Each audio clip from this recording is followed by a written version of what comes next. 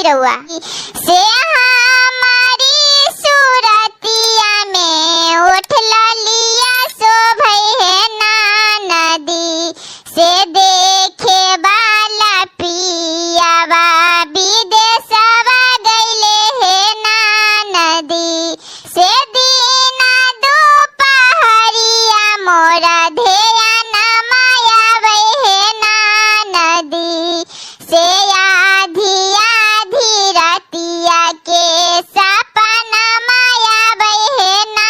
नदी से